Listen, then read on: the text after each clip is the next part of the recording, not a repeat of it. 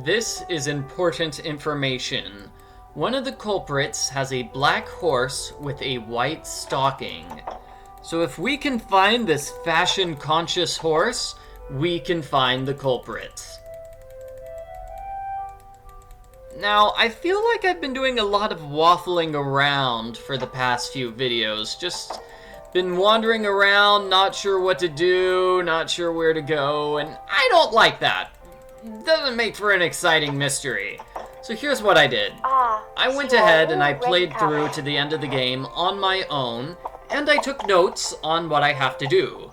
So, now that I have notes, I should be able to solve the mystery more quickly.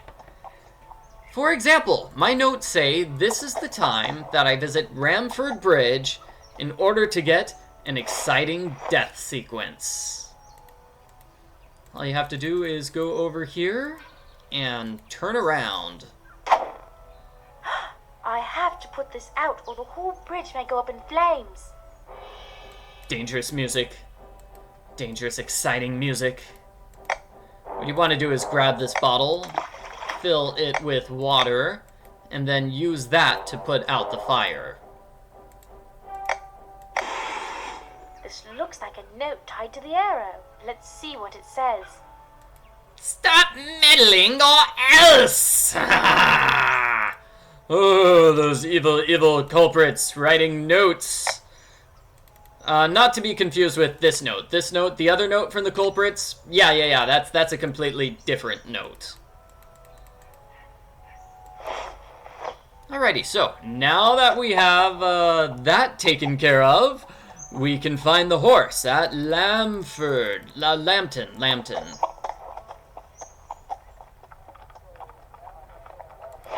I mean, as you can see, this is an incredibly fashionable horse. Love the stocking, it's amazing.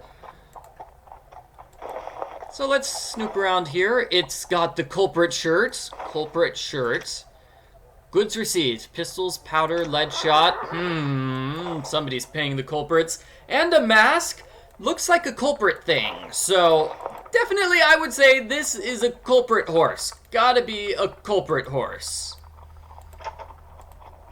And who do you know who rides a horse? It's Monsieur Moustache. Bonjour, Miss Darcy. By the way, I saw a black horse with one white stocking outside. Do you know who it belongs to? Yes, the horse is named Midnight, and I just bought her. Aha! Really? Who did you buy her from? Oddly enough, it was from a fellow countryman of mine here in your country. He said she had speed and baton. Do you know the man's name?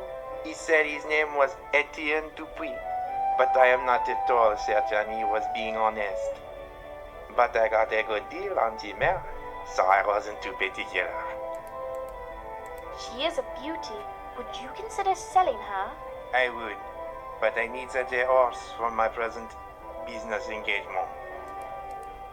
Well, if you decide to sell her, make sure to let me know. I will definitely keep that in mind. Alrighty, so he just bought the horse from the culprits, and, you know, we could ask him to identify the culprits for us, but that sounds like work. Let's just buy the horse instead, right? Right? Yeah, huh? Traveling. May we? A lot of interaction with people, but of late, my heart is not in being around a lot of people. I can understand that. I hate people too. Au revoir again. Au revoir. That's why I stay inside all day long and play video games. Yeah. Yeah, we need to figure out a way to get Pierre a different job. That way he won't travel so much and we can buy his horse. Good to see you, Miss Darcy. Good to see you too. You are looking well. Thank you. It is a beautiful day.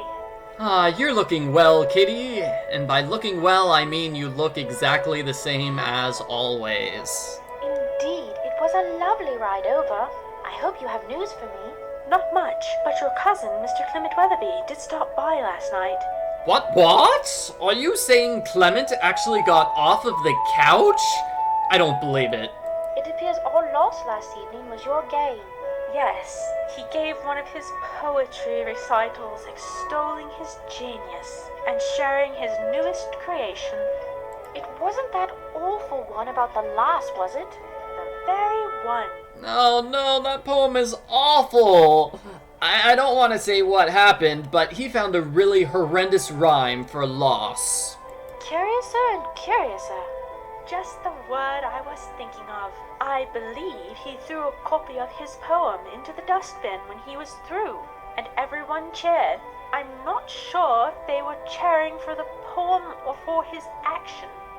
Yeah, they were definitely cheering because he threw the poem out. Do you think it is there still?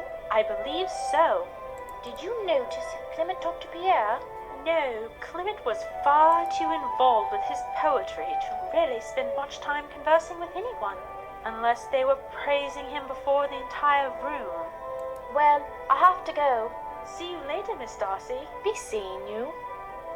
Yeah, Clement kind of reminds me of Mr. Collins from Pride and Prejudice. He's just sort of lazy and self-absorbed. And there is the poem he wrote.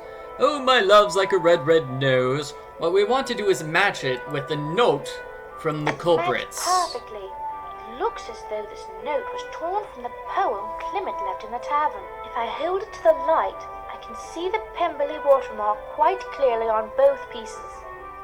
So, is Clement working with the culprits? He was meeting with Captain Mephisto in a previous video, and apparently he's stupid enough to use Pemberley watermark paper to write culprit notes on. Clement, use some brains, buddy. Hello, Miss Darcy. I mean, if you're trying to be a sneaky culprit, don't use your personal watermark paper to send notes. As Mr. Bouchier would say, better than I have a right to be. This is something else entirely, actually. Have you noticed anyone with papers over by the fireplace recently? Yes, the other day, Mr. Boucher spilled some ink on his writing paper and was going to burn it in the fireplace. But he may have just put it on the mantel instead. I don't remember him burning it. That is really quite interesting. Did you see anyone else looking around the fireplace? No, not that I can remember. Have you heard anything else about the highwaymen? Nothing more since we last spoke. Thanks so much. You've been a big help. Be seeing you. Have a good day, Miss Darcy. So, this is about the fireplace. There's actually this thing at the fireplace. Wait, this paper is the same as the paper the warning note was on. You can even see where the ink has soaked through in the same spot. Did Pierre write that note? This looks like the other half of the shoelace that tied the note into that flaming arrow warning I received. So maybe Pierre didn't buy the horse from the culprits. Maybe he is one of the culprits. Let's confront him. Bonjour, Miss Darcy. Pierre, care to talk about this? Apparently he doesn't. Care to talk about this? Apparently he doesn't. What about this? This. We can't talk to him about these things. Au revoir again. Au revoir. Really, we found all this amazing evidence, which makes him look guilty, and we just can't even talk to him about it. Great, fine, whatever.